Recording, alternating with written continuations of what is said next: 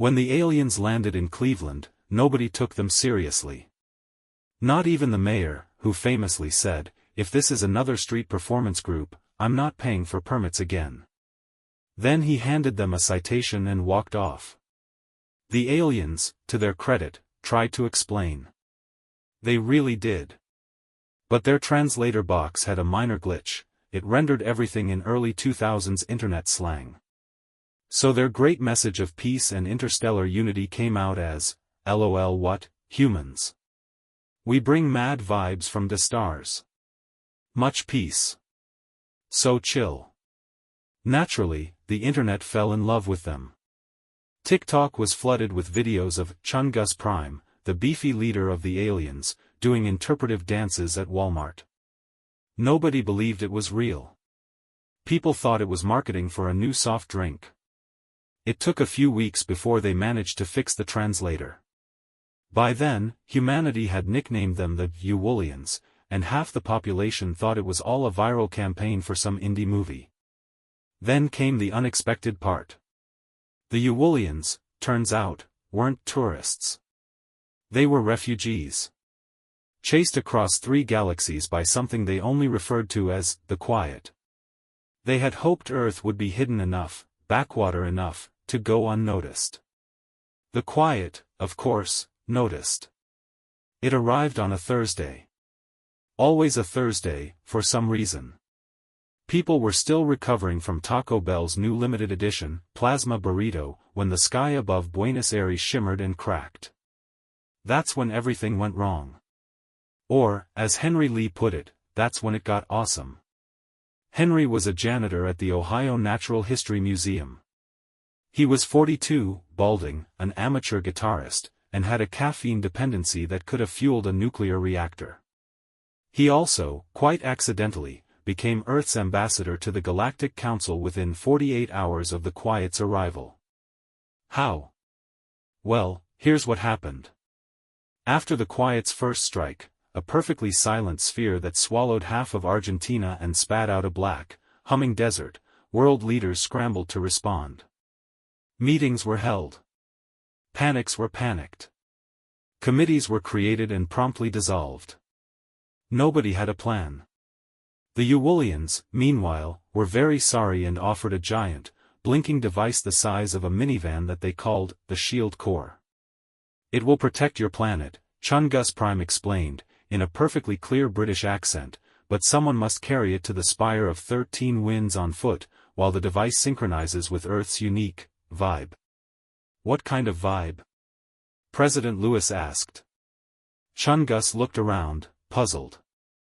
"You know. That, human vibe. The energy. The memes. The spirit of your world. It's complex. Kind of like jazz. But louder." They needed someone truly representative of Earth. Not a politician. Not a soldier. Not a genius. Someone, real. Average. A bit confused, probably. Henry had been cleaning up alien slime from an exhibit when he accidentally backed into the Shield Core and booted it up. Beep. The Uwulians were stunned. "He has the vibe," said Chungus, as though announcing a prophecy. "Wait," Henry said, holding up his mop like a weapon. "Is this about that time I won second place in a hot dog eating contest?" "It begins," whispered another alien. Thus began Henry's quest. They gave him a space fanny pack full of energy bars, a grappling hook, and something called a chrono pigeon that would deliver urgent messages through time. His only instructions were, walk to the spire. Try not to die. Oh, and the fate of Earth and the Uwulian diaspora rests on you.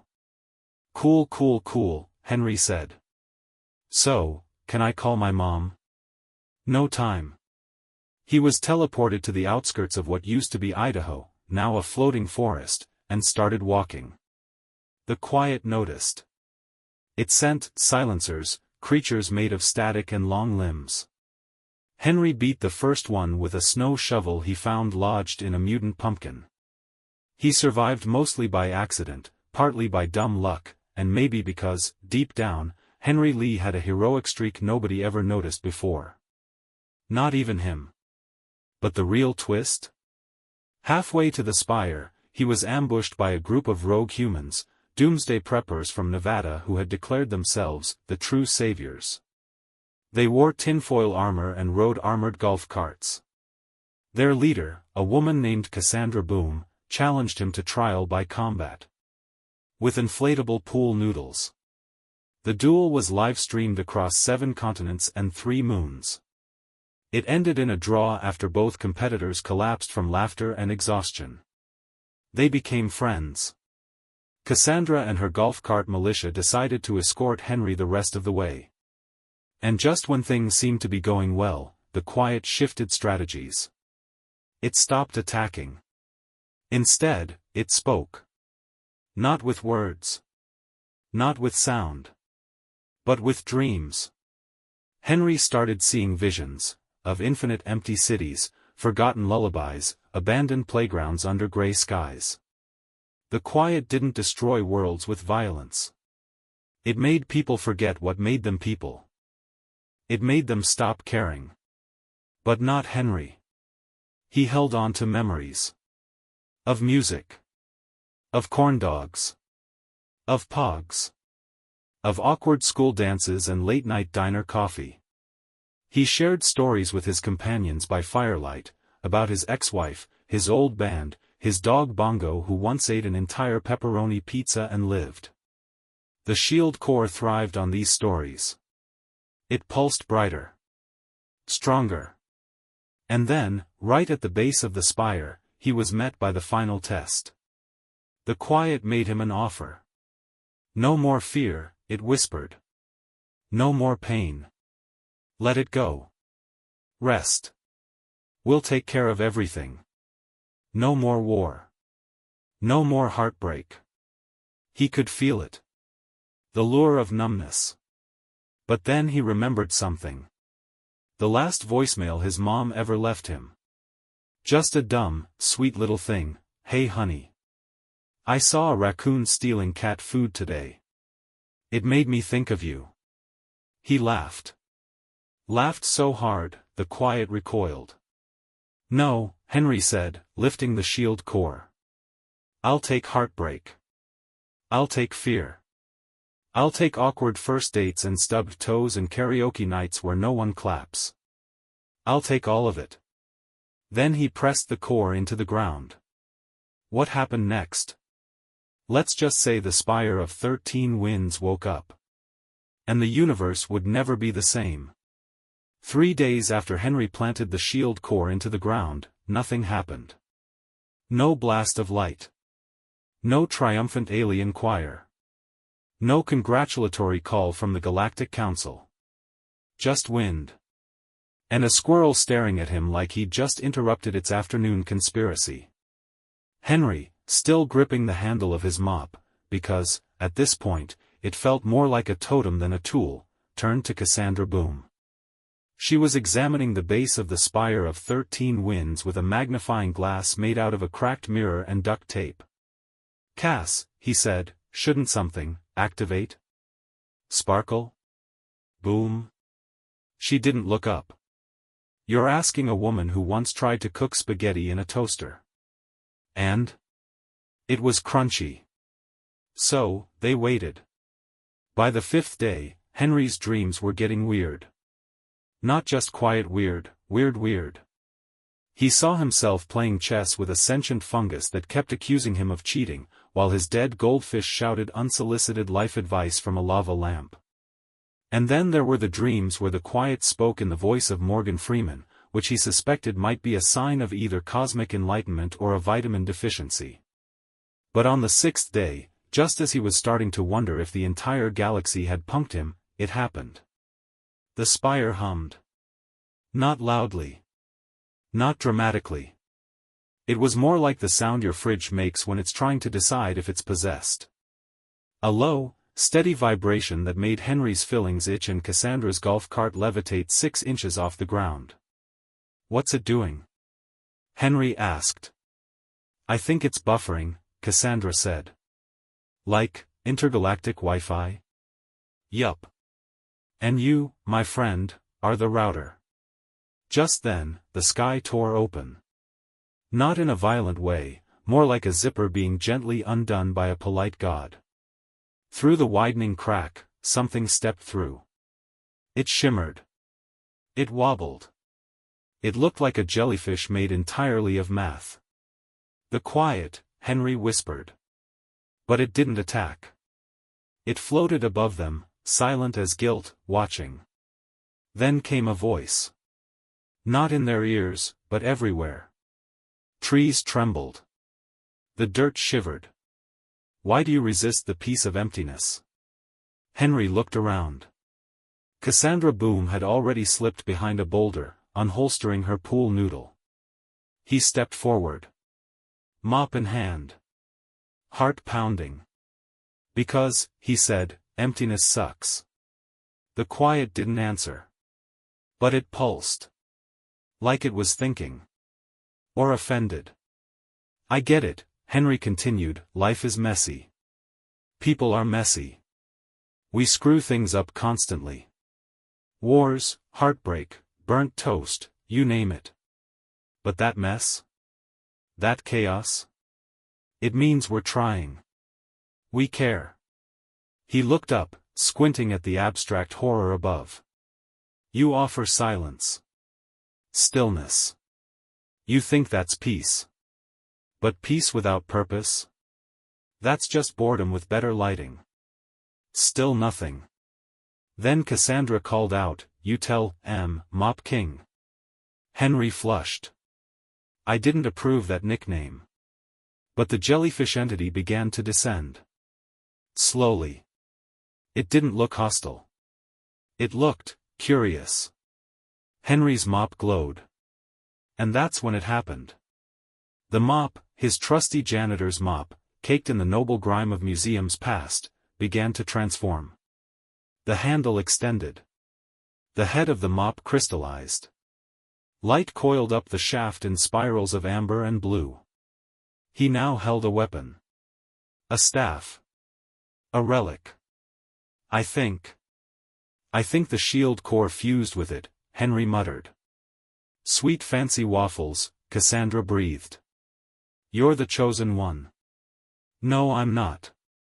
You literally have a glowing mop sword." "Fair point." The quiet trembled. For the first time, it seemed unsure. Henry stepped forward. "You came to erase us. Because we scare you.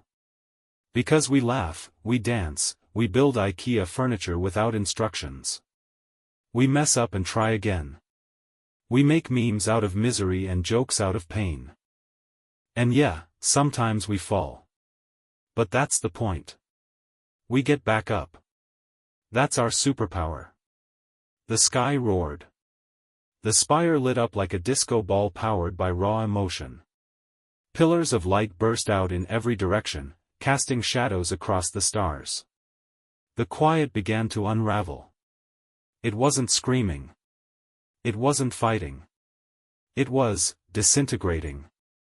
Like fog under the morning sun. Then, from the glowing mop staff, a shockwave erupted. Not of sound or fire, but of memory. Every human memory Henry had held dear, his first kiss, his favorite comic book, the taste of diner coffee at 3 a.m., rushed out in a flood of golden light. It wasn't just his memories. It was all of humanity's. Millions of voices. Moments. Music. The laughter of children. The clatter of dishes. Thunderstorms and streetlights and awkward handshakes. Everything. The entire messy, loud, heartbreaking beauty of being human. The quiet dissolved. What remained was peace. Not the cold, still kind. But the warm, buzzing, joyful kind. Like the world had taken a deep breath and remembered why it mattered. Henry dropped to his knees. The mop dimmed. Cassandra approached, offering him a flask. "Coconut water," she said. "It's the only thing I packed that wasn't radioactive." "Cheers," he rasped, and drank. Then, the spire spoke. Not in words. In symbols. Visions. Across the sky, a message wrote itself in burning starlight. You have proven the worth of your kind. Earth shall rise. Humanity shall be known. Known for what? Henry murmured. Cassandra smiled. For being beautifully, stubbornly ridiculous. A pause. Then the sky clapped. Like a round of applause from the universe itself. And somewhere far above, 100 worlds turned their eyes toward Earth. Because somehow, against all odds, the humans had done it. They had vibed. And they had won. Henry Lee did not expect to wake up in a 5-star galactic spa. But that's exactly where he found himself, reclined in a floating bubble chair, surrounded by softly humming crystals, while a jellyfish-like life form massaged his temples using what felt like warm air and jazz. I died, he mumbled. No, said a calm, melodic voice beside him. You trended. Henry blinked. A tall creature made entirely of smooth obsidian and glittering veins of starlight approached, holding what appeared to be a clipboard and a frappuccino. It wore a name tag that read, Clun, Intergalactic PR and Recognition Committee, Honorary Planetary Publicist. Allow me to be the first to say, congratulations, Mr. Lee. You're the first janitor in recorded multiversal history to de-weaponize an existential cosmic threat via vibes. The council is fascinated. I just wanted to keep my job, Henry muttered.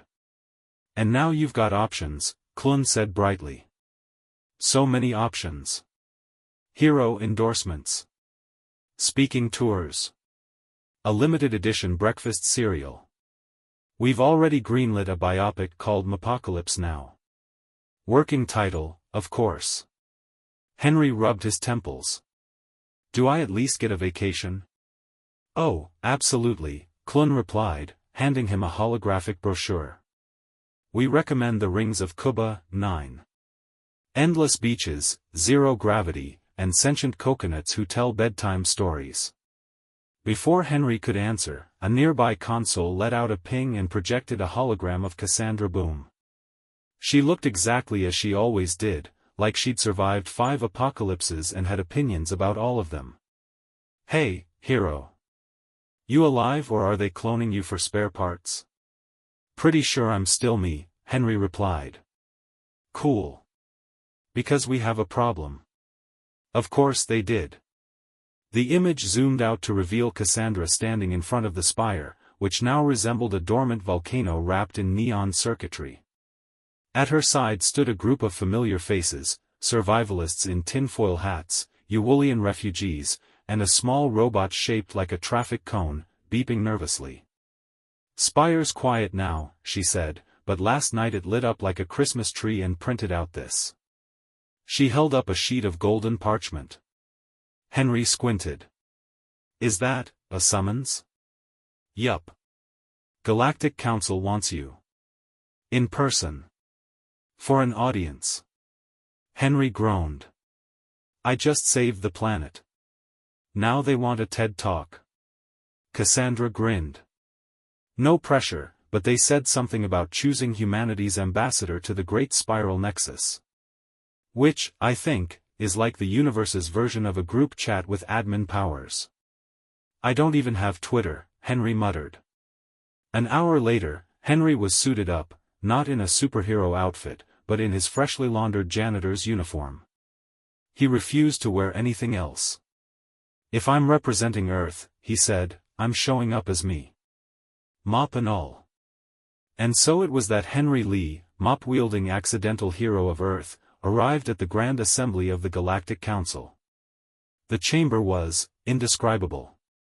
Literally. It shifted forms depending on who looked at it. To Henry, it looked like a giant conference hall merged with a 90s arcade and a cathedral made of lava lamps. It smelled faintly of citrus and impending decisions.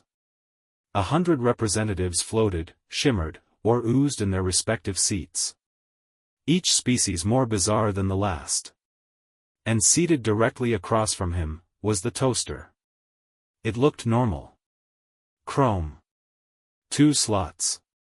Maybe a little smug, if toasters could smirk. Henry pointed. Why is there a toaster here? That, Clun whispered, is the representative of the thermocratic empire of crust. They're sentient appliances. Quite advanced. They brokered the interstellar waffle accords. Henry stared.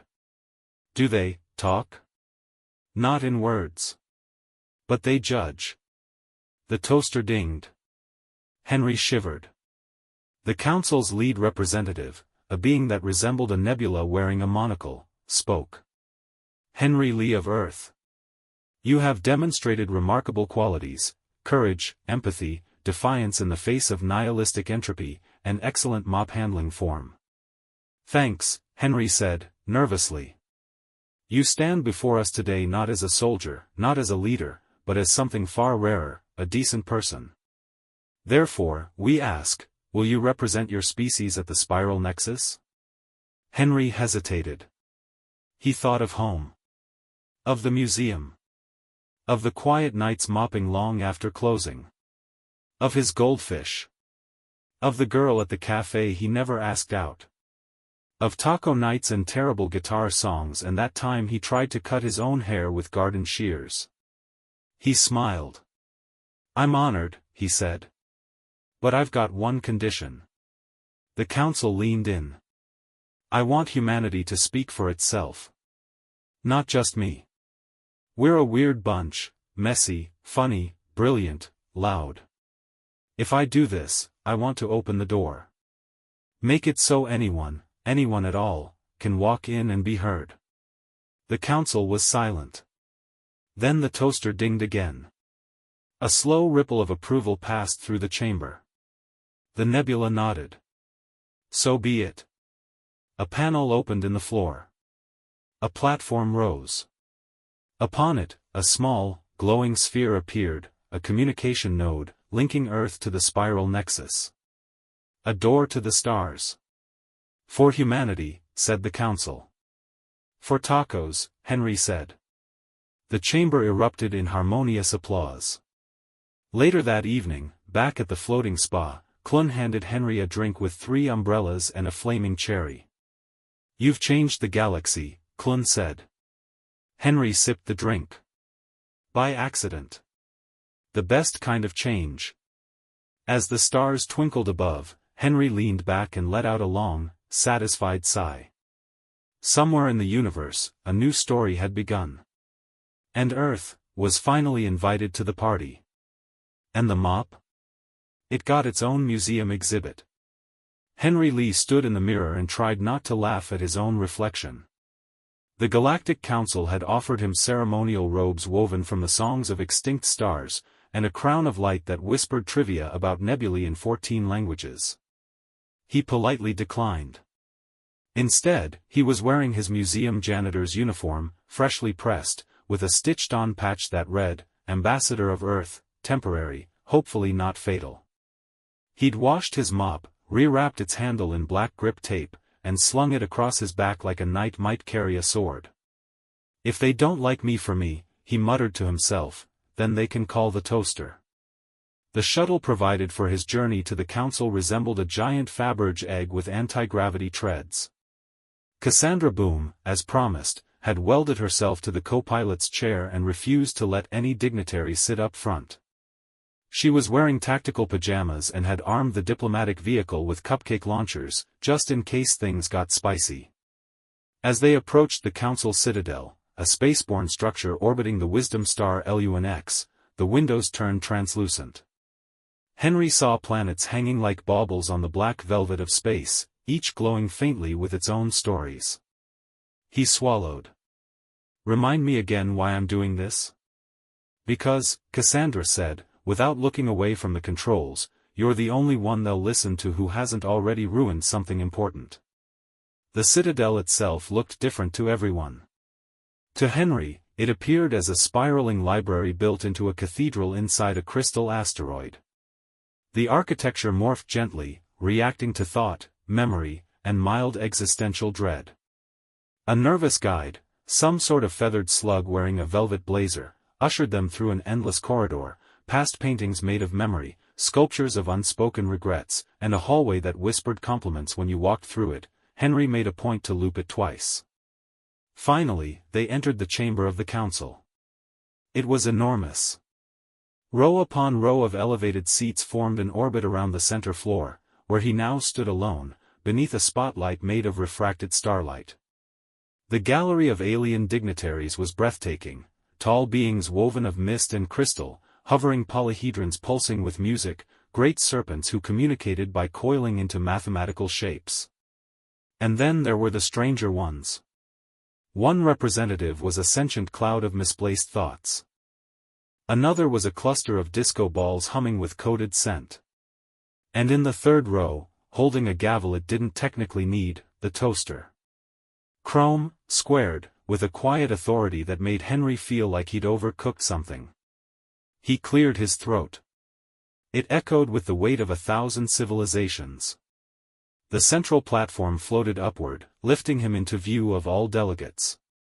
A curtain of translucent light descended behind him, images flickered across it, footage of Earth, of Henry at the spire, the mop staff glowing, the moment the quiet dissolved into memory. A voice like deep wine through glass filled the chamber. Henry Lee. Human of Earth. You have wielded no armies, led no empires, and held no rank. And yet, you ended the silence. You revealed the dream buried in chaos. And now, we must decide what to do with you. Another voice, more amused, spoke next. It came from a trilobed being named Speth, who looked like a jellyfish merged with a wineglass. Or perhaps what to do with your planet. Murmurs fluttered around the room. Henry felt the weight behind their words. This wasn't just a thank you speech. This was a test. He looked up and saw Earth, a small blue marble hovering in a gravity field display at the center of the hall. Rotating slowly. Fragile. Unknowing. They wanted to see who we were through him. He took a breath. His voice wasn't loud, but it carried. I didn't come here to convince you that humans are great, he said. We're not. We get angry, scared, greedy, loud. Sometimes we don't recycle. We microwave fish in the break room. We fail. A lot. Some members of the council shifted uncomfortably. Others seemed intrigued. But, he continued, we try. We laugh at funerals and cry at cartoons. We build things we can't afford, and dream about things we can't explain. We love too big, forgive too slow, and sing karaoke like it's sacred. He pulled the mop staff from his back and held it up. This isn't a weapon. It's not even particularly clean. But it's what I had when I stepped up. Because we don't wait to be chosen. We get tired of waiting. And when the universe knocks on our door with monsters, we answer wearing pajamas and holding the nearest available stick. A beat. You want to know what humans are, he said, his voice softer now. We're the punchline that makes the silence bearable. Silence again. For one long heartbeat. Then, ding. The toaster. And somehow, that was enough. The council began to pulse with quiet light, a cosmic approval passing from being to being, each in their own way. The nebula in the highest seat shimmered with respect. Speth coiled into a question mark, then a check mark. The spotlight dimmed. Henry lowered the mop. The central orb opened above him, revealing a small platform rising from below. On it, a glowing sphere, luminescent, rotating with impossible physics, hovered just out of reach. Clun, the Obsidian PR manager Henry had met days before, appeared beside him in a flicker of sparks. This, Clun said gently, is a nexus node. A bridge. It links Earth to the spiral constellation, trade, knowledge, diplomacy, memes. It is not a gift. It is a conversation starter. Henry stepped forward. The sphere pulsed once. Then he reached out. and touched it. The moment Henry touched the nexus node, the chamber lit up, not with fire or explosions, but with something quieter. Deeper. Like every warm memory you'd ever forgotten returning all at once. A pulse rippled out from the node. The platform beneath his feet shimmered, and time, for just a breath, folded like paper. He saw Earth. Not just spinning in the void, but living. Children chasing dogs through summer sprinklers. Grandmothers laughing so hard they forgot the soup. Teenagers screaming lyrics out car windows. Strangers holding umbrellas over each other in the rain. He saw the world as it could be. Not perfect, but trying. Then the vision passed. The platform lowered. Silence reigned. Then the council applauded, some by vibrating, others by glowing, one by releasing a controlled lightning bolt that vaporized half a bench. Nobody seemed concerned. Even the toaster dinged twice. Clun reappeared beside him, smiling in his own shimmering, obsidian way. "It is done," he said.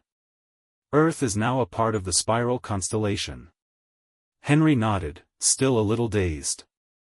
"Do I go home now?" "You can." "Or," Clun said, pulling something out of the air, a small shimmering ticket made of music and shimmering light, "you can explore." "Explore?" "The spiral is vast. There are moons that dream, planets that sing, civilizations that speak only in dance. And several very enthusiastic baking cultures that would love to meet the man who mopped the universe back into motion." Henry looked down at his mop. It sparkled faintly. Not from power, but from purpose. He thought of his job. His quiet little apartment. The goldfish. The museum. The life he'd made. And then he thought of everything else. Of Cassandra Boom, who had just radioed in to say she'd hijacked a pleasure yacht by accident and could really use someone who understood button labels. Of all the places out there that needed not a hero, but a human.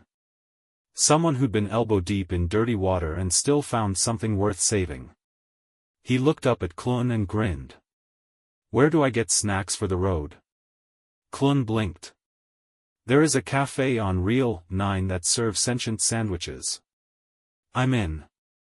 They shook hands, or rather, Henry shook a smooth glowing part of Clun and hoped that was the right protocol. A portal opened beside them with a soft, musical chime. "Will they be okay?" Henry asked, nodding toward the floating image of Earth. Clun followed his gaze. "They'll struggle. But they'll also surprise you. That's kind of your thing, isn't it?" Henry smiled, adjusted his mop, and stepped through the portal. Years passed. Or hours. Or maybe both. Henry didn't return to Earth, at least, not right away. Instead, he became something else. He mopped the bridge of a star cruiser during a diplomatic emergency and accidentally negotiated peace when he offered both parties leftover chili. He taught children of a photosynthetic race how to play baseball, using jelly fruit and a glowing moonbat. He became a symbol, not a messiah, not a warrior, but a reminder. That sometimes, greatness hides behind the mop closet. And somewhere along the way, the universe, absurd and gorgeous, gave something back. In a small museum on a planet shaped like a croissant, there stands a modest exhibit. It contains one janitor's uniform. A framed map of Earth. And a mop, softly glowing, with a plaque beneath that reads, "Henry Lee. Janitor. Ambassador. Human." He showed us that courage is not loud. Sometimes, it just quietly gets the job done. And if you visit that museum, late at night, when the stars are quiet and the gravity's low, you might hear a toaster ding. And you'll know the story's not over. Not really. It's just between mop cycles. The end. If you like this sci-fi story, subscribe to the channel to not miss new stories.